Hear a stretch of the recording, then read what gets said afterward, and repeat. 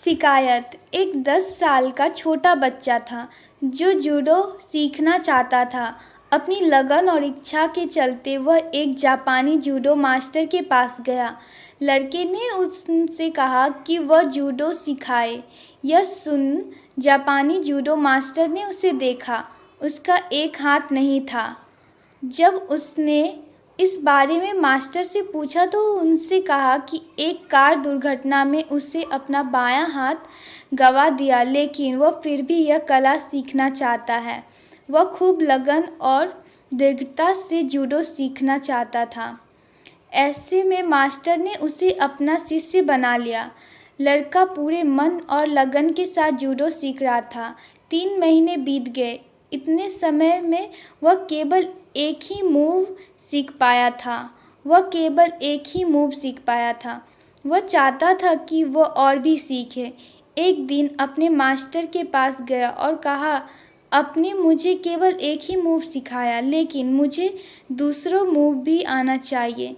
क्या आपको ऐसा नहीं लगता? मास्टर ने जवाब देते हुए कहा कि यह एक मूव ही नहीं है जो तुम जानते हो, तुम्हें बस यही जानने की ज़रूरत है। लड़के को अपने मास्टर पर पूरा भरोसा था, इसलिए आगे भी वह जूडो सीखता रहा। कुछ महीने बीते, फिर मास्टर उसे बच्चे को अपने साथ एक जूडो प्रतियोगिता में ले गए। इसका पहला मुकाबला उसने आसानी से जीत लिया। दूसरा मुकाबला भी जीत उसके ही हाथ लगी। तीसरा मुकाबले में उसे एक दमदार प्रतियोगी का सामना करना पड़ा। वह लगातार हार रहा था, लेकिन आखिरी में उसने एक मूव का इस्तेमाल किया जो उसके मास्टर ने उसे सिखाया था। इस मूव को देख सामने वाले ने हार मान ली। यह देख लड़का हैरान था, लेकिन खुश भी था। अब वह लड़का फाइनल में पहुंच गया था। यहाँ उसका मुकाबला एक अनुभवी और मंझे हुए खिलाड़ी से हुआ। उसने जीत पाना लगभग नामुमकिन ही लग रहा था। मुकाबला शुरू होते ही प्रतियोगी उस पर हावी हो गया। फिर एक समय रेफरी को लगा कि कहीं लड़के को चोट न लग जाए।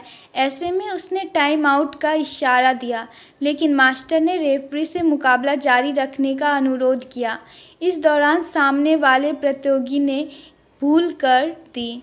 इससे लड़के ने अपना वही मूव आजमाया जिसने उसे मास्टर ने सिखाया था। इसी मूव के चलते वह मुकाबला जीत पाया। वह जीत गया।